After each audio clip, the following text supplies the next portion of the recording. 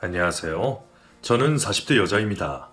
제가 이곳에 사연을 남기게 될 줄은 꿈에도 몰랐네요. 글솜씨가 좋은 것도 아니었지만 이곳에 사연을 남길 만한 일이 없을 것이라고 생각을 하며 살았거든요. 그런 제가 지금은 이렇게 사연을 남기게 되었네요. 어디서부터 어떻게 이야기를 시작해야 할지 막막하지만 그래도 속 시원하게 털어놓아 볼 테니 잘 들어봐 주세요. 제 꿈은 선생님이었어요. 수학을 전공했던 저는 선생님이 되어 많은 아이들에게 어렵다고 여기는 수학을 조금이라도 쉽게 알려주고 싶었었죠. 제 동생도 공부를 엄청 못했었는데 제가 가르쳐준 수학만 유독 높은 점수를 유지했었답니다. 그런 저는 당연히 수학을 전공하는 대학교에 갔고 그곳에서 선생님의 꿈을 키우며 열심히 공부를 하고 있었어요. 한 남자를 만나기 전까지만 해도요. 그 한 남자는 미래의 제 남편이 되고 의사가 된 악연 중의 악연인 사람이었죠. 의대를 다니고 있던 그 남자와 만나게 된 것은 학교 도서관이었어요. 음료수 한 잔을 건네며 지기 수학 문제를 알려달라고 하던 그날이 아직도 생생하게 기억이 나네요. 저기 수학과 다니시죠? 아까 전공책 들고 다니시는 거 봤는데. 네, 맞아요. 근데 왜요? 아, 반가워요. 저는 의대 다니는 김상현이라고 해요.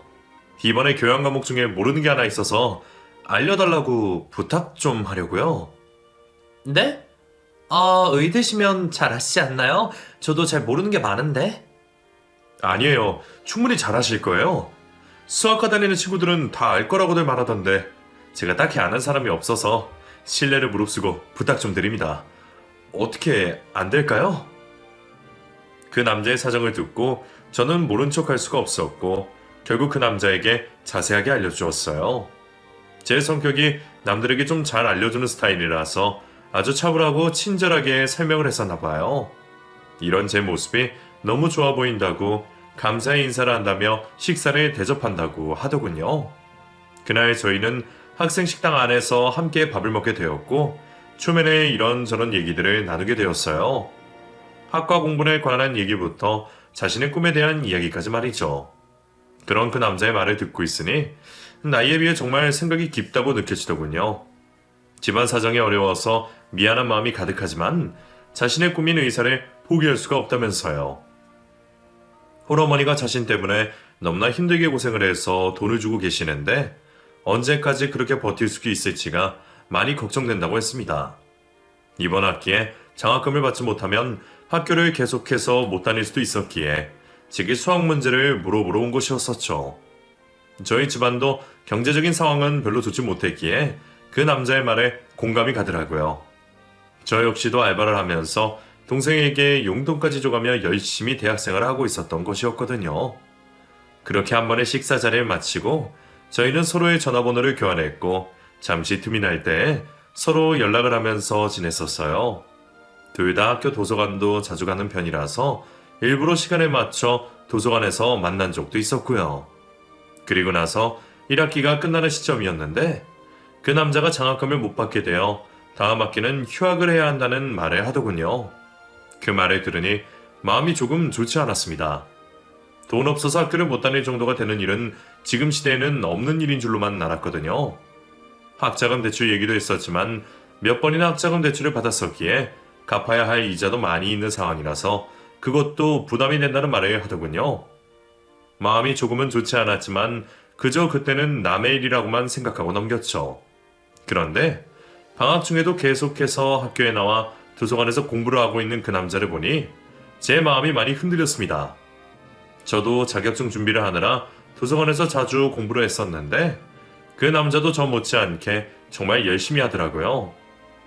마침 제가 알바비를 받는 날이 되었길래 저는 그 남자에게 술을 한 잔 사준다고 했고 저희는 그날 저녁 삼겹살 집에 가서 맛있게 고기를 먹으며 술도 한 잔씩 마셨죠. 와, 진짜 고맙다. 내가 다른 과 동생한테 이렇게 밥을 얻어먹다니 너무 미안한걸? 아니에요, 오빠. 저번에는 오빠가 밥 사줬잖아요. 오늘은 내가 알바비 받아서 사주는 거니까 맛있게 드셔주기만 하면 됩니다. 내가 정말 나중에 꼭 훌륭한 의사가 돼서 이 빚 꼭 갚을게. 나 정말 꼭 의사 될 거야. 그래, 오빠. 오빠는 열심히 하니까 꼭 할 수 있을 거예요. 내가 응원해 줄게요. 나는 선생님 되고 오빠는 의사 되고 우리 나중에도 이렇게 맛있게 밥 같이 먹어요? 나는 나중에 말고 지금부터 맨날 함께 먹고 싶은데. 네? 아, 오빠, 그게 무슨 말이에요? 나 사실 너 좋아해. 도서관에서부터 보고 좋아했었는데 뭘로 말을 걸까 하다가 수학 문제 알려달라고 한 거야. 그 전부터 너 좋아했었다고. 생각지 못한 그 남자의 고백에 저는 당황했지만 그래도 싫지는 않았습니다. 저도 그 남자에 대해서 안타까운 마음을 갖고 있었는데 그것도 어찌 보면 좋아하는 감정의 일부분일 수도 있겠다는 생각이 들더군요. 그날 이후 그 남자는 제게 적극적인 대시를 하게 되었고 저 또한 그런 대시를 받아들였어요. 그리고 얼마 지나지 않아 연인 관계로 발전하였죠. 제 나이가 그때 대학교 2학년 21살, 그 남자의 나이는 24살이었어요. 그 당시에 저는 한창 교사가 되고 싶은 꿈을 꾸며 살아갔었는데 남자친구에게 빠져들기 시작하면서 제 꿈에 대해서 점점 멀어지는 것을 느꼈습니다. 연인 관계가 된 남친은 제게 하나부터 열까지 의존하는 스타일로 변하게 되었고 저는 그런 남친에게 헌신적으로 대해주었거든요. 남들은 여자친구를 기다린다고 하는데 저는 늘 학과 공부에 치이는 남친을 기다리며 하루하루를 보냈고 급기야는 남친과의 데이트 비용까지 거의 다 제가 지불하게 되었지 뭐예요. 그때는 뭐가 그리 좋았던지 그건 역시 하나도 아깝지가 않다고 생각했어요. 남친은 술만 마시면 집안 사정에 대하여 이야기를 하며 눈물까지 보이는 때가 많았습니다. 나는 왜 의사가 되고 싶은 걸까? 그냥 평범하게 전문대나 졸업하고 공장에 취직했으면 우리 집 형편에 딱 맞았을 텐데 말이야. 우리 엄마 나 때문에 엄청 고생만 하시고 나는 나대로 학과 공부에 충실하지도 못하고 알바를 해서 학자금 빚을 갚아야 하고 나 정말 다 때려치고 싶다. 은미야 정말 때려치고 싶어. 오빠, 그러지 마. 그래도 오빠가 하고 싶은 꿈을 위해서 오빠 엄마가 열심히 돈 벌어서 뒷바라지 해주셨잖아. 그러니까 오빠는 열심히 공부해서 꼭 이루고 싶은 꿈을 이루면 돼. 어? 힘내. 내 처지에 무슨 의사야. 의사는 다른 애들은 부모가 돈 대주고 한약까지 지어주면서 공부시키는데 나는 집에 가도 마음에 드는 반찬 하나 없고 우리 엄마도 불쌍하고 나도 불쌍하고 이럴 때 동생 놈이 형 좀 도와주면 좀 좋아? 비뚤어진 놈. 남친은 자신의 처지를 비관하면서 동생에 대한 이야기도 했었어요. 하나밖에 없는 남동생은 자신과 언제나 의견이 대립되었고 엄마와도 사이가 좋지 않아 작년에 지방에 혼자 나가 따로 산다고 하더군요. 그런 동생이 자신에게 도움이 하나도 되지 않는다며 미워하는 남친이 조금 이상하게 느껴지기도 했어요. 저도 동생이 있지만 동생에게는 대부분 도움을 주려고 하지 도움을 받으려고 하진 않잖아요. 아무튼 남친은 자신의 집안에 대한 이야기를 하며 비관할 때가 많았죠. 저는 그런 남친이 왜 그렇게 안 되어 보였는지 알바비를 받아서 남친에게 용돈까지 주었습니다. 매달 5만원부터 시작해서 10만원 정도까지 주었었는데 처음에는 무척이나 손살이 치던 남친도 몇 번을 받다 보니 너무 자연스럽게 받게 되는 정도가 되었어요.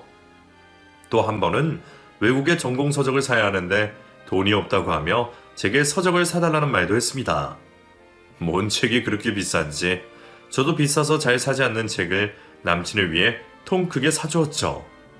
남친은 처음에는 제게 엄청나게 고맙다는 표현을 많이 했습니다. 은미야, 정말 너 하늘에서 내게 선물로 주신 천사 같아. 너 없었으면 난 의사 꿈도 접었을 거야. 나 너무 행복하다. 세상에서 가장 행복한 사람이야, 나는. 이런 식으로 말을 하며 제 기분을 좋게 했어요. 저는 그런 말 때문에 더더욱 힘이 났었는지도 몰라요. 제 공부는 점점 뒷전이 되면서 알바 시간을 늘려서 남친에게 도움을 줄 만큼 말이죠. 더군다나 제 남친이 의대에 다닌다는 것을 알고 친구들도 얼마나 부러워했는데요. 친구들은 제게 나중에 의사 사모님이 될 것이라면서 하늘에 1,000원을 다가졌다고 했습니다. 우리 은미 진짜 남자 잘 만났다. 어디서 그런 남자 만나니? 의사라니? 정말 너무 퍼펙트하잖아. 에이, 벌써 그런 말 하지 마. 이 사람 집안도 힘들어서 지금 아주 어렵게 공부하고 있어. 의사 돼야 되는 거지 뭐. 야, 의대 나오면 다 의사 되는 거지. 뭐 의대 나오면 나가냐? 암튼 무슨 일이 있어도 이 남자 꼭 잡아라. 그래야 네 팔자가 핀다고. 솔직히 너네 집안 형편에 의사 남편 만나기 쉽지 않잖아? 그러니까 지금 조금 힘들어도 눈 딱 감고 투자한다 생각해. 투자도 그런 고급 투자가 어디 있다니. 부럽다. 야, 부러워. 친구들의 이런 말까지 들으니 저는 더더욱 남친에게 헌신적으로 살게 되었어요. 덕분에 제 학과 성적은 엉망이 되었고 결국 대학교를 휴학하면서 알바에 더 많은 시간을 할애하게 되었습니다. 그 즈음에 저는 남친의 집에 인사를 드리러 간 적이 있었어요. 남친의 어머니가 저를 보고 싶어 하신다고 하며 남친이 집에 데리고 갔었죠. 좁고 어두운 골목길에 방 2개짜리 작은 빌라에 위치한 남친 집은 제가 TV 속에서 보았던 의과대학을 다니는 사람들하고는 아주 많이 달랐습니다. 아버지가 일찍 돌아가시고 홀어머니와 함께 살면서 뼈가 빠지게 일을 하셔서 2 아들을 키워내셨다고 하던데 그 말이 정말 딱 맞는 것 같이 힘든 모습이었어요. 공손하게 인사를 드리며 첫 만남을 가진 남친의 어머니는 덥석 제 손을 잡으셨어요. 은미라고 그랬지? 아가씨 너무 고마워. 정말 너무 고마워. 네? 아니에요. 고맙긴요. 지금 뭐라는 게 있다고. 우리 아들이 그렇게 많이 도와준다고. 이번에는 아가씨 등록금도 포기하고 우리 아들 대줄 거라고 하던데. 정말 내가 아가씨를 볼 면목이 없네 그려. 잘난 아들 키우려면 애미가 능력이 있어야 하는 건데. 아휴, 애미가 못나서 아들이 고생을. 남친 어머님은 뭔가 잘못 알고 계신 것 같더라고요. 제가 휴학을 하고 남친에게 등록금을 대신 주기로 했다고 말이에요. 그 자리에서 아니라고 말씀을 드리고 싶었지만 제 손을 꼭 잡고 고마움의 눈물까지 흘리는 남친의 어머님의 모습을 보니 차마 사실이 아니라는 말을 할 수가 없었습니다. 남친 어머님은 그때 오랜 식당 일로 어깨가 안 좋으셔서 팔도 제대로 들지 못하셔서 일도 못하고 집에서 쉬고 계신 상황이셨어요.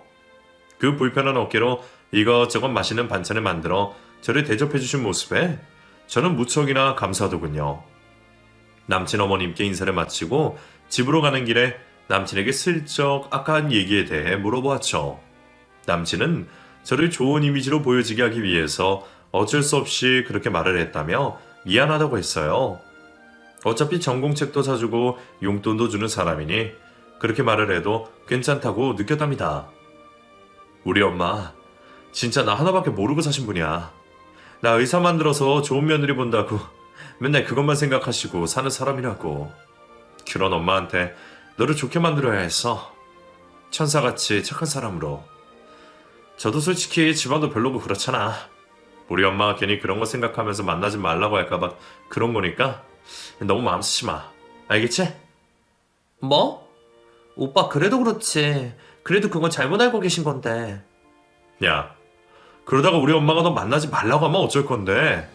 솔직히 나 의사 되면 좋은 집안 사람들이 병원 열쇠 가지고 기다릴 거라고 우리 엄마 엄청 기대하셨었단 말이야.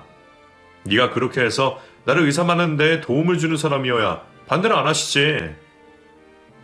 남친은 평소 자신의 어머니가 생각하고 있는 말에 대해서 하기 시작했고 역시나 제 친구들이 하는 이야기가 딱 맞다는 것을 알게 되었어요. 의사 부인이 되려면 최소한 경제적인 능력이 있어야 된다는 건 말이에요. 그 말을 듣고 화도 났지만 그렇다고 마냥 화만 내고 있을 수도 없더라고요. 저는 그 당시에 남친을 너무나도 사랑했고 사랑하는 남친이 꼭 의사가 되기를 바랬거든요.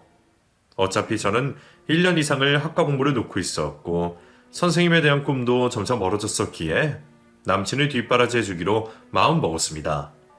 그리고 나서 제 생각에 대한 이야기를 하고 저희 부모님과 남친의 어머니를 설득해 결혼을 하게 되었죠. 남친은 결혼하고 나서 바로 군의관으로 군대를 다녀오게 되었고 저는 그때 혼자 살면서 남친이 진 빚을 갚아나가기 시작했습니다. 학자금 대출을 받아 놓은 것과 더불어 제가 알지 못하는 주식으로 인한 빚까지 정말 말도 안 되는 금액을 혼자서 묵묵히 갚았죠. 훗날 의사 부인이 된다는 부푼 꿈을 꾸면서 말이에요. 저는 대학교도 졸업하지 못했기에 취직할 수 있는 회사가 한정이 되었고 지인의 소개로 들어가게 된 곳에서 받는 월급이 많지 않자 주말에 중학생들 과외까지 하면서 돈을 벌었습니다. 저희 부모님은 이렇게까지 하는 딸의 마음을 이해하기는 힘들다고 하셨지만 그래도 머지않아 의사가 될 남편을 위해서 딸이 선택한 길이니 이해해주기로 마음먹으시며 어려운 제 생활에 고기며 반찬이며 이것저것 사다 주셨어요. 남편은 이런 저에게 의지를 많이 하면서 살더군요. 자기 힘으로 할 수 있는 일도 제게 맡겨버렸고 자신이 없는 동안 온전히 제게 시모의 생활비까지 책임져 달라고 했어요. 가끔 휴가를 나오는 날에는 시모를 위해 고급스러운 식당을 예약해야 한다면서 1인당 10만 원에 달하는 식사를 결제하게 했는데 그런 행동이 처갓집에는 전혀 나오지 않았습니다. 남편은 은근히 저희 집을 무시하는 것 같더라고요. 더욱이 의사 공부를 계속해 나가면서 주변에서 결혼한 선후배들이 많았는데 제게 부럽다는 말을 많이 했었어요. 은미야, 너 그 수민이 알지? 내 바로 아래 후배 말이야.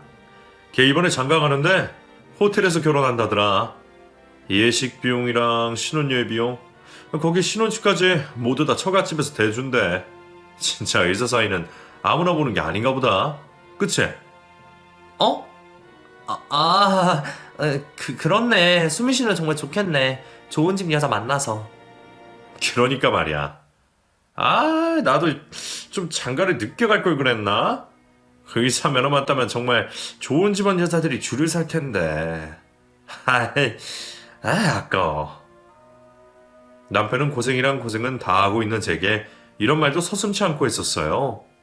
그런 말들이 하나 둘 쌓여가며 저는 엄청나게 스트레스를 받고 있었는데 임신을 했다는 걸 알게 되었습니다. 너무 깊은 마음에 시모에게 찾아가 바로 말씀을 드렸는데 시모는 얼굴이 사색이 되더니 제게 말을 하는 거예요.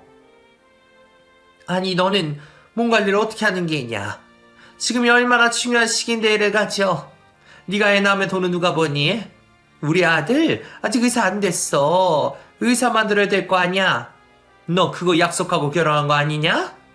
나 그거 아니었음 너 같은 며느리 보지도 않았지. 어디 감히 의사 남편을 넘보기를. 어머님 저기 그래도 아이가 생겼는데. 예, 정신 차려라. 지금 이렇게 무너지면 의사 사모 되기도 힘든 거야. 더 이상 긴 말하지 않겠다. 알아서 해라. 시모는 단칼에 아이에 대한 반대 입장을 말씀하셨어요. 더불어 남편 역시 자신이 의사가 돼서 병원을 차려야 되는데 아이가 걸림돌이 될 것이라는 말을 하더군요. 그런 말을 듣고 얼마나 울었는지 몰라요. 일도 손에 안 잡혔고 극심한 스트레스를 받았었죠. 그렇다 보니 뱃속에서 건강하게 자라야 할 아이가 유산이 되고 말았습니다. 아이를 유산하고 나니 그 어떤 오기가 생기더라고요. 이왕 이렇게 된 김에 정말 꼭 나는 남편을 의사로 만들어야겠다는 생각 말이에요. 아이를 잃은 슬픔에 하루 종일 울고 있기도 했지만 하루라도 빨리 다시 일을 할 수 있는 마음의 계기가 바로 이 점이었던 것 같아요. 매몰차게 아이를 원하지 않았던 시모와 남편이 미웠지만 안정적인 가정에서 다시 아이를 가지면 모두가 다 행복할 수 있다고 생각했어요. 그렇게 저희 신혼과 20대의 청춘이 저물어 가고 있을 무렵 남편의 동생이라는 사람이 집에 찾아왔더군요. 결혼식 때도 오지 않았던 동생이었기에 저는 너무나 깜짝 놀랐죠. 아주 오랜만에 만난 아들인데도 시모는 어딘가 모르게 조금 차가워 보였어요. 더군다나 시동생이 데려온 아내와 아이에게도 차가운 눈빛을 보내셨고요. 시모는 대뜸 시동생에게 돈 이야기를 꺼내셨습니다. 그래, 혼자 그렇게 집 나가서니 속이 다 후련하디? 집안 꼴 나물나라 하고 지내니 살만하냐고. 어디 돈 좀 모았으면 내놔봐라. 어머니, 저 진짜 오랜만에 이렇게 아내와 아이와 왔는데 하실 말씀이 그것밖에 없으세요? 그러게 누가 연락도 안 하고 혼자 지멋대로 나가서 아이까지 낳고 살으래? 난 그런 거 허락한 적 없다. 네 형 뒷바라지에 도움은 안 주고 나몰라라 하더니만. 너 나중에 니네 형 의사 되면 뭐 바라지도 마라 이놈의 자식아. 어머니, 또 형 타령이세요. 저도 같은 어머니 자식이잖아요. 근데 왜 제가 제 인생도 포기하면서 형을 도와줘야 해요? 저 할 만큼 했잖아요. 덕분에 고졸에 공장 다니고 있는 신세인데. 잘난 형 도와주는 게 잘못된 거냐? 네가 똑똑하게 공부 잘했으면 그런 일 없잖아. 어렸을 적부터 그저 형 앞길이나 막고 있는 놈의 자식. 너 때문에 형이 얼마나 마음고생했는 줄이나 알아? 어머니, 정말 하나도 변하시게 없으시군요. 아, 그래도 어머니, 제 아내와 아이예요. 인사는 받으셔야죠. 어머니 며느리랑 손주라고요. 시모는 탐탁지 않은 표정으로 인사를 받으셨고 저 역시 시동생과 동서에게 인사를 나누었어요. 서로 너무나도 어색하게 밥을 먹고 나서 속이 좋지 않아 밖에 나갔는데 잠시 뒤 시동생이 저를 따라 나오더군요. 형수님 반갑습니다. 이렇게 인사드려서 죄송해요. 사실 결혼식 이야기도 듣지 못하고 나중에 알게 돼서 결혼식도 못 갔네요. 정말 죄송합니다. 아니에요. 도련님 반가워요. 그동안 지방에서 사셨다고 그 애한테 얘기 들었어요. 어머니와 형은 저랑 조금 생각이 다른 분들이에요. 어린 시절부터 형밖에 모르는 어머니와 저는 언제나 마찰이 많았고 형도 그런 저를 미워했어요. 왜 그런지는 저도 잘 모르겠지만요. 아무튼 너무 반갑습니다. 형수님, 앞으로 잘 부탁드려요. 시동생은 시댁 근처로 집을 구해서 이사를 왔고 그 소식을 들은 남편은 고개를 절레절레 저었어요. 동생 때문에 자신이 어렸을 적부터 피해받은 것이 많다며 한숨을 내쉬었죠. 예전부터 느꼈던 것이지만 정말 남편과 시모는 시동생을 싫어하더군요. 어쨌든 저는 남편이 인턴과 레지던트 기간을 모두 끝내는 동안 정말 열심히 뒷바라지 시켰습니다. 남편은 레지던트 기간 동안 너무 바쁘다는 핑계로 집에 잘 오지도 못했었는데 그때 받은 월급으로 고급 승용차까지 뽑았더라고요. 아주 가끔 집에 올 때 입는 옷을 보아하니 명품 벨트에 명품 니트, 구두까지 온통 명품으로 휘어감고 왔었어요. 의사는 자고로 폼이 나야 한다서 말이죠. 화장품 하나 안 사고 옷 하나 안 사 입으면서 남편의 빚을 갚던 제 모습과는 너무나 다른 모습이었어요. 남편이 받는 월급은 자신의 몸치장을 하고 시모가 그동안 고생을 했으니 돈을 주어야 한다는 핑계로 제게는 단 한 푼도 주지 않았습니다. 아주 가끔 생색내듯이 20만 원쯤 용돈을 준 것이 전부였죠. 이때 눈치를 챘었어야 하는 건데 바보같이 그냥 남편 말만 믿었습니다. 너무 바쁘다며 병원에 찾아와도 만나기 힘들다는 말만 믿고 진짜 그대로 일만 했어요. 남편은 점점 집에 오는 횟수가 줄어들었고 급기야 한 달에 한 번 정도 올까 말까의 정도가 되었죠.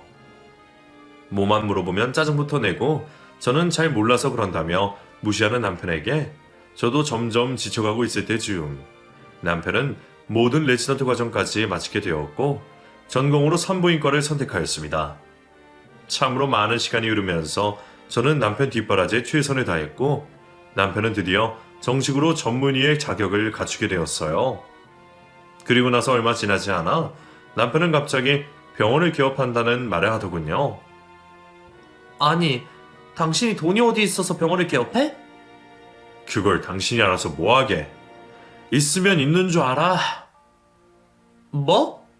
아니 병원이 어디 문방구도 아니고 가게 얻는 비용부터 어마어마하게 든다고 하는데 그 돈이 어디서 났냐고?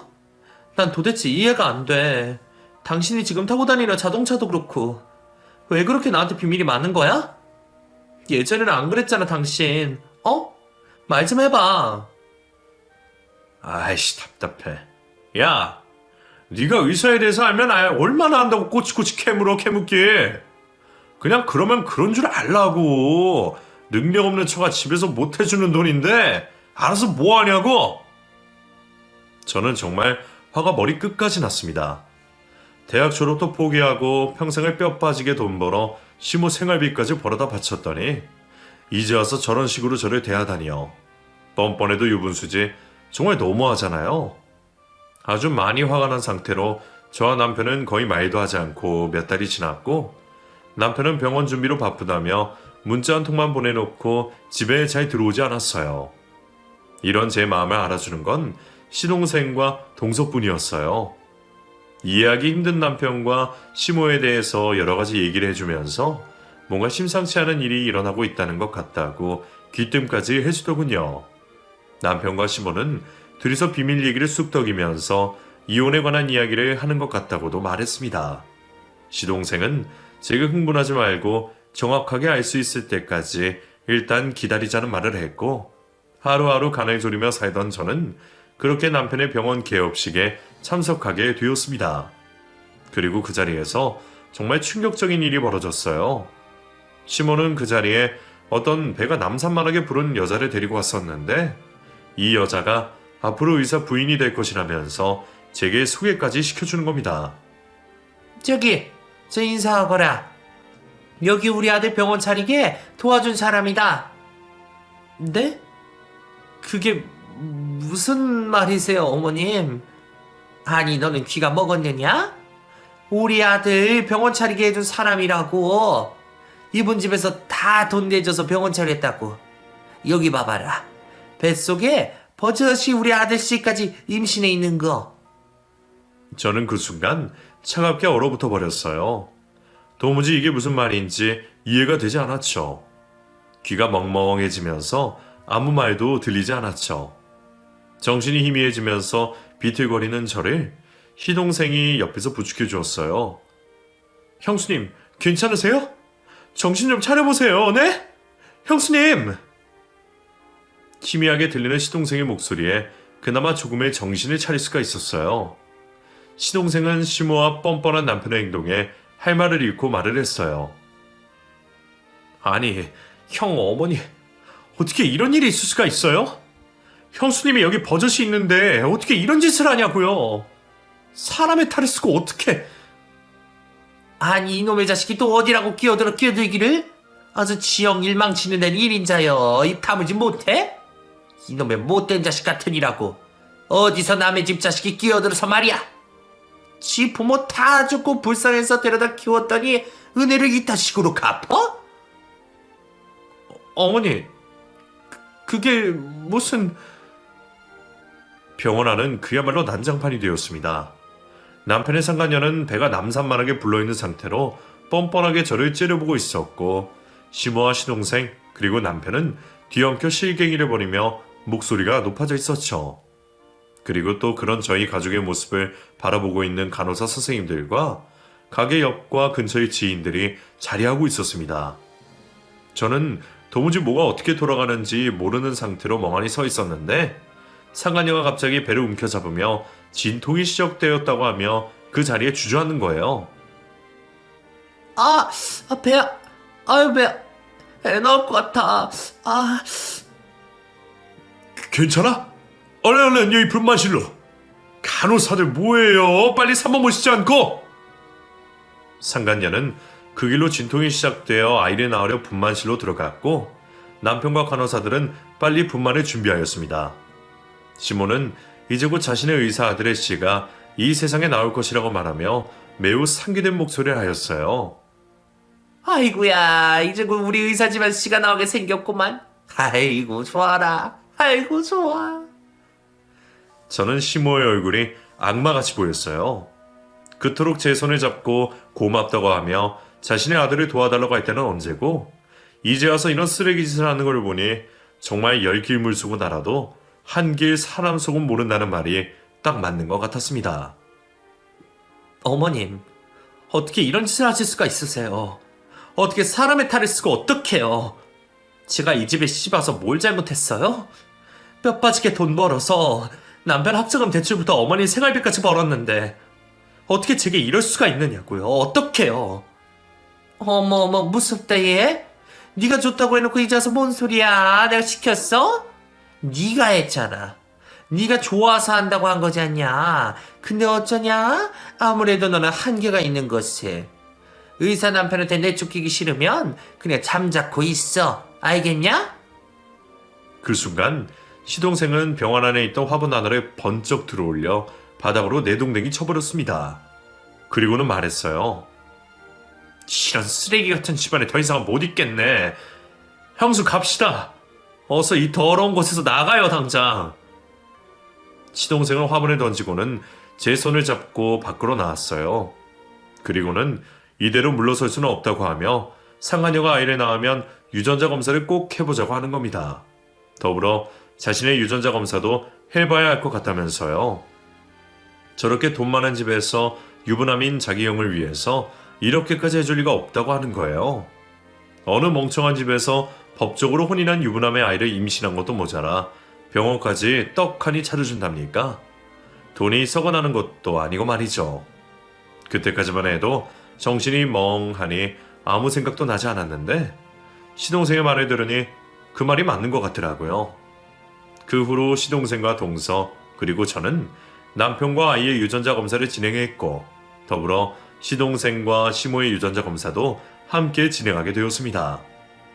유전자 검사를 위해 남편의 병원에 다시 찾아왔고 상간녀는 아이를 아들을 낳았더군요. 시모는 입에 귀에 걸려 병원을 지키고 있다가 저희를 보고 말했어요. 여긴 또 뭐하러 귀여워? 잠자코 집에나 처박혀 있을 것이지. 앞으로 이 병원에는 얼씬도 하지 말아라. 동네 망킨스러워서 살 수가 없다 아주. 지 남편 말아먹는데 1인자야 아주 그냥. 몹쓸 것들. 누가 누굴 말아먹는다는 건지 이해가 안 되네요. 이 남자는요 어머님 저희 인생을 말아먹은 놈이에요. 무능력하고 무책임하고 거기다가 쓰레기 인성이고요. 뭐 하나 제대로 된 구석이 없잖아요? 진짜 의사 공부하는 머리 말고는 제대로 된 게 있어요? 저도 이놈 아니었으면요 벌써 수학 선생님 돼서 학교에 있었을 거라고요. 아이고 말은 천상뉴스네. 그럼 너같이 모자란 게 의사 남편을 그냥 날로 먹으려고 했단 말이냐? 어쩜 그렇게 염치가 없냐? 없어도 너무 없다. 됐고요. 어머님 그동안 뼈 빠지게 벌어다가 이 집안 생활비 되고 남편 놈 빚 갚은 거 다 은행에 있으니까 그거 되돌려줄 준비를 하세요. 아셨어요? 저는 시모에게 단호하게 말을 하고 유전자 검사를 위해 필요한 준비를 마쳤습니다. 병원 간호사들도 제 남편이 파렴치한을 일하는 것을 알고 있는 상황이었기에 도움을 주더라고요. 저는 그 길로 시동생과 함께 유전자 검사를 의뢰했고 다음날 결과를 받을 수가 있었어요. 2건의 의뢰한 결과 모두 친자 불일치라는 결과를 얻었습니다. 그러니까 상간녀가 낳은 아이는 제 남편과 친자 불일치, 그리고 시동생은 시모와 친자 불일치였던 것이죠. 저만큼이나 충격이 컸던 시동생은 온몸을 부들부들 떨면서 화를 참지 못하고 있더군요. 이랬구나. 이래서 나를 그렇게 미워했구나. 놀이동산에서 나를 놓고 가려고 했던 것도 그것도 다 진짜였어. 도대체 어떻게 된 거야? 아 형수님, 죄송해요. 이런 못난 모습을 보여서. 형수님도 힘드실 텐데 제가 도움도 못 되고. 아니에요 도련님 무슨 말씀이세요. 저는 더 이상 충격받을 일도 없는걸요. 생각해보면 제가 너무 바보같이 살았던 것 같아요.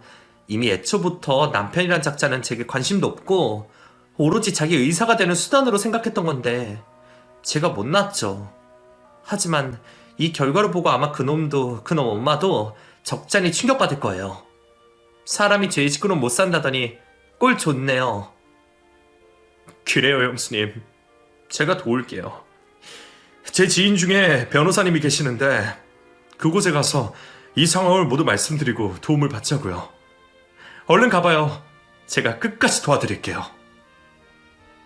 그렇게 저와 시동생은 바로 변호사 사무실로 향했고 이혼을 향해 달려나갔습니다. 20대 초반부터 남편과 시모를 향해 시작된 저희 돈벌이에 대한 모든 과정이 은행 거래 내역에 죄에다 찍혀 있으니 그것으로 증거 자료가 되는 것 같더라고요. 하다못해 집에 전세 보증금을 올려주는 것도 제가 다니는 회사 담보로 대출을 받아 진행했고 제가 갚았으니 말이죠.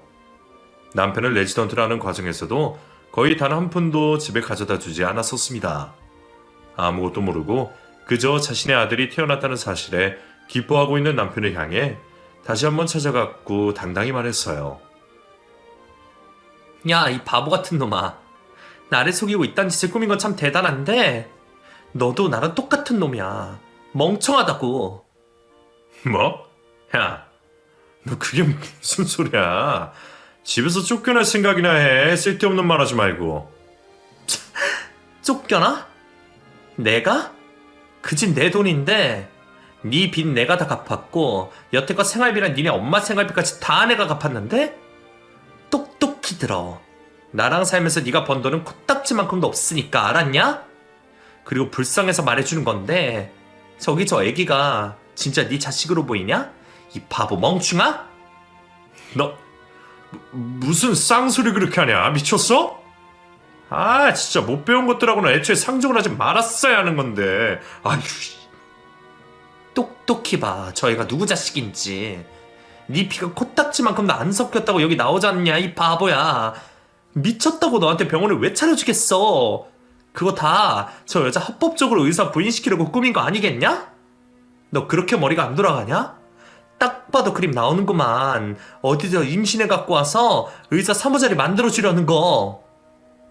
아이씨 이게 정말 미쳤나? 못 믿겠으면 이거. 이 결과지 보고 얘기하고. 미안하지만 여기 병원 간호사분들도 이 집안 꼬라지를 다 봤으니 병원계에서 소문나는 건 한순간일 것 같다. 뭐 이제 나랑은 상관없는 일이니까 네가 알아서 하겠지. 잘 먹고 잘 살고 우리는 법원에서 만나자고. 유전자 검사 결과지를 받은 남편은 두 손을 벌벌 떨면서 한동안 아무 말도 못하고 있었어요. 저희는 그 길로 병원 밖을 나왔고 시모의 집으로 향했어요. 시동생은 시모에게 꼭 하고 싶은 이야기가 있다고 했고 제가 동행해 주었죠.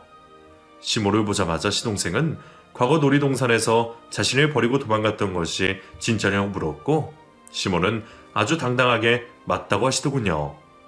돌아가신 시부의 소원 때문에 친사식이 아니라는 말도 못하고 어거지로 키우긴 했지만 시부가 돌아가시자마자 몇 번 시동생을 버리려고 했었나 봐요. 시모는 시동생의 부모는 돌아가신 시부의 남동생 내외였고 교통사고로 한 번에 돌아가신 바람에 어린 시동생을 호적에 올려 키우셨다고 하네요. 누구는 키우고 싶어서 키운 줄 알아? 내 아들 먹히고 입히고 해야 되는데 너 때문에 내가 아주 얼마나 골머리가 썩었는데. 너만 없었으면 우리 의사 아들 훨씬 더 잘 키울 수 있었다고? 그럼 차라리 고아원이라도 보내지 그러셨어요. 거기 가면 차별 대우라도 안 받았을 거잖아요. 저는 평생 어머니와 형에게 버림받은 존재로 생각하며 살았다고요. 그동안 키워주신 건 감사하고요. 다시는 앞으로 뵐 일 없을 겁니다. 울부짖는 시동생을 데리고 저는 시모 집을 빠져나와 버렸어요. 더 이상 사람 같지 않은 말에 말을 섞고 싶지도 않았거든요. 집으로 오자마자 얼마 되지 않은 남편의 짐을 싸서 병원으로 보내버렸고 바로 이혼의 수순을 밟았어요. 남편은 위자료와 재산분할 부분에서 말도 안 된다며 제게 쌍욕을 하고 합의 이혼을 해주지 않았는데 알고 보니 상간녀의 집안에서도 된통 당해나 보더라고요. 그 병원 간호사와 연락을 하게 되었는데 상간녀의 부모가 병원에 찾아와서는 개판을 치셨다고 하더군요. 가진 것도 없는 주제에 이런 병원 차려줬으면 남의 자식도 감사하고 키워야지 하면서 남편의 얼굴에 주먹질까지 하셨다고 했습니다. 그 일로 병원계에서 소문이 파다하게 퍼져서 벌써 남편의 대학 선후배들은 이 사건을 다 알 정도가 되었나 봐요. 결국 이혼 소송의 과정으로 들어가게 되었고 저는 마음을 다잡기 위해 다시 공부를 시작하기로 마음먹었죠. 그동안 제 삶을 돌보지 못한 것을 후회하면서 말이에요. 먼지가 수북하게 쌓여있는 낡은 대학교 전공서적을 꺼내더니 왜 이리도 눈물이 나던지 주체할 수 없이 흐르는 눈물에 책의 한 페이지가 눈물에 젖어버렸죠. 이대로 제 인생이 끝난 것만 같아 눈물이 멈추지가 않았어요. 몇 시간이 지나 저는 다시 마음을 단단히 먹었습니다. 다시 시작해보기로 했어요.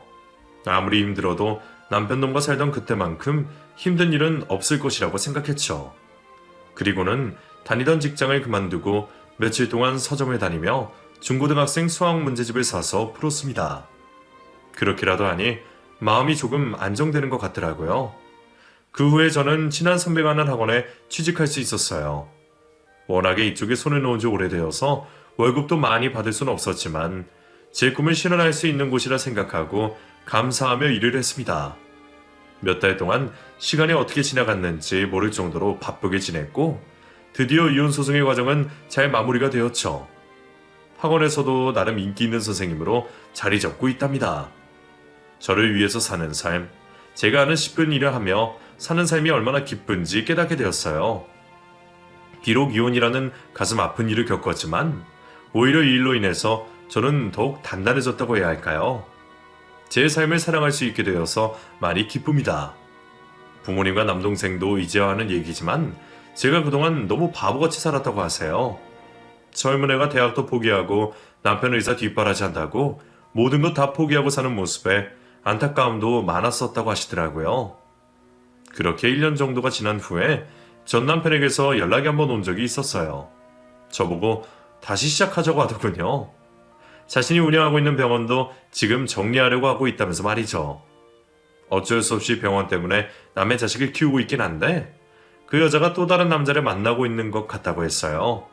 그 말을 들으면서 얼마나 웃긴지 저도 모르게 웃어버렸지 뭐예요. 아니 그걸 왜 나한테 말해? 애초에 그런 여자인지도 모르고 만났어? 재미있게 잘 즐겼잖아. 아니야, 정말 난 억울해. 내 말 좀 들어봐, 은미야. 그게 있잖아, 내가 처음에도 말이야. 아니 됐어, 뭘 들어. 그럼 쓰레기한테 쓰레기가 가지 뭐가 가겠어? 너 쓰레기야. 쓰레기 같은 놈이라고. 그러니까 당연한 결과야. 뭐? 쓰레기라고? 너 어떻게 나한테 그런 말을 하냐? 그래도 한때는 우리 많이 사랑하던 사이잖아. 아유 이 답답아. 너 진짜 완전 바보야 바보. 야 됐고 더 이상 전화하지도 마라. 우리가 이렇게 연락할 사이는 아니잖아? 스토커도 아니고 왜 전화 10번씩 해. 안 받으면 하지 말지. 너 때문에 내가 오랫동안 쓴 전화번호까지 바꾸고 싶지 않거든? 그러니까 다시 한번 이딴 식으로 연락하면 경찰에 신고할 거니까 그런 줄 알아? 남편은 아직도 정신을 못 차리고 바보같이 살고 있더라고요. 사람은 정말 변하지 않는다고 하더니 그 말이 진짜인가 봅니다. 어떻게 저한테 전화해서 저런 말을 할 수가 있을까요? 여러분도 주변에 저런 사람이 혹시 있으신가요? 있으시다면 당장에 빨리 벗어나시길 바랍니다. 시간이 지나면 후회만 더 남을 뿐이거든요. 이곳에 털어놓고 나니 이렇게 개운할 수가 없네요. 다이어트를 한 것처럼 온몸이 가벼워진 느낌이에요. 여러분들 행복하시고 건강하세요. 뭐니 해도 건강해야 행복도 누릴 수 있는 것 같아요. 하고 싶은 일 하시면서 우리 오래오래 행복하게 살아보아요. 지금까지 제 이야기 들어주셔서 감사드립니다. 이상으로 이야기를 마치겠습니다.